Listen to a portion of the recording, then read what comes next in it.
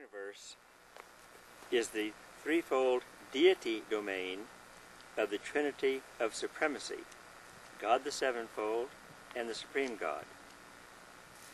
Threefold deity, we're mentioning that in Trinity of Supremacy, God the Sevenfold and the Supreme Being are all necessary to the fulfillment of this realm of existence.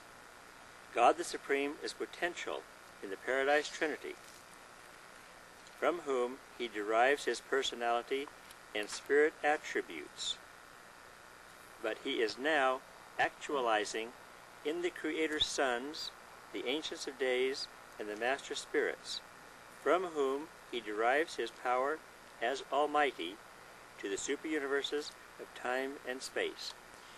In this sentence, they show the relationship of these deities to the Supreme Being. The first three they mentioned, the Paradise Trinity, that is from the Trinity that he derives his personality and spirit attributes, and his power as Almighty from the Creator's sons. And he's putting the spirit attributes together with the experiential power into his one unified deity personality. This power manifestation of the immediate God of evolutionary creatures actually time-space evolves concomitantly with them. As we progress, so does he progress. As he progresses, so do we progress. We go along concomitantly and with help to each other. It says further in the book that we are as essential to him as he is essential to us. There has to be creatures whereby he increases in his actualization. It might not be us as individuals, but some other creatures will have to be there to take our place if we don't do it. This power manifestation of the immediate God of evolutionary creatures actually time-space evolves concomitantly with them. The Almighty Supreme, evolving on the value level of non-personal activities, and the spirit person of God the Supreme are one reality, the Supreme Being. It's simply saying there that these terms we use, Almighty Supreme, God the Supreme, and Supreme Being, are in reality one. Sometimes you get confused by seeing these terms in different contexts and try to realize what they mean. They're referring to the same reality on a different aspect. So the Almighty Supreme, evolving on the value level of non-personal activities, non-personal, and the spirit person of God the Supreme, spirit person as distinct from non-personal, are one reality. That one reality we call the Supreme Being. The Creator's sons in the deity association of God the Sevenfold provide the mechanism whereby the mortal becomes immortal and the finite attains the embrace of the infinite. They become one of us so that we become one of them.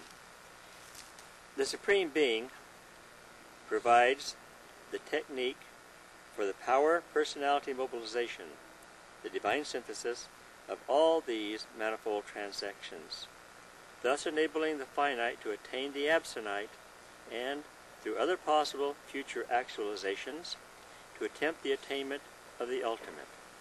He first told us the realm of activity of the Creator's sons in this association, whereby we can attain the infinite and he's attained the finite, and the two go together, like in the Creator of our own local universe, Christ Michael. Now he's going to go on and show the relevance of the Supreme Being. He is providing the technique for power, personality, mobilization. Power down here and personality on Havona. And that is the divine synthesis of all. Notice how all is italicized, means everything down here.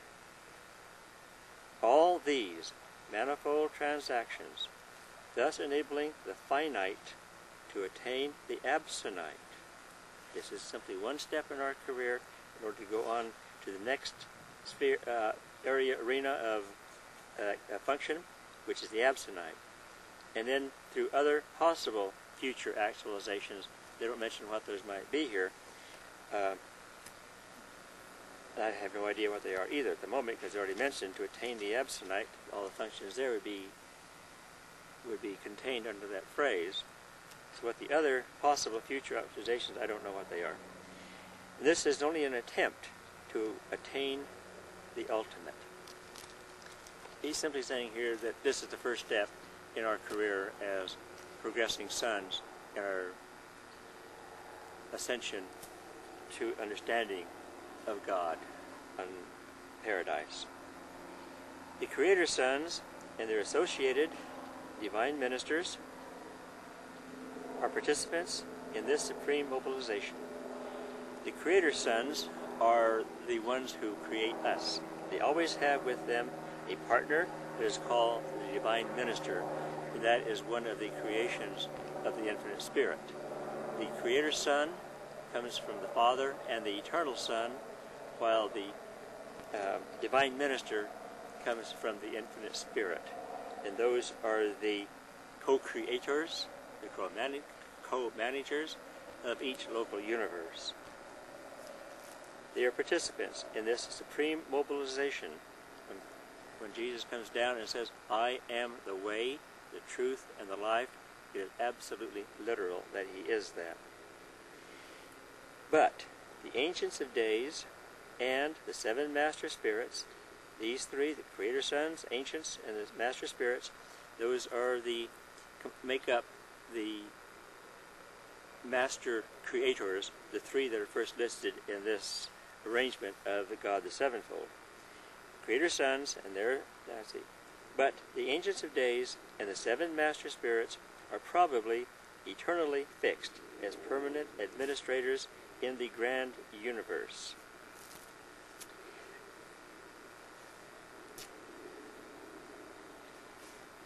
I think what they're saying here, when they say participants in this supreme mobilization meaning gathering our forces together here in the super universes to move on into the absolute, that mobilization to do that, these other two entities, Ancients of Days and Master Spirits, are probably going to remain in the grand universe. They'll not move on into the Master universe. They're not sure, but they seem that that's probably the case.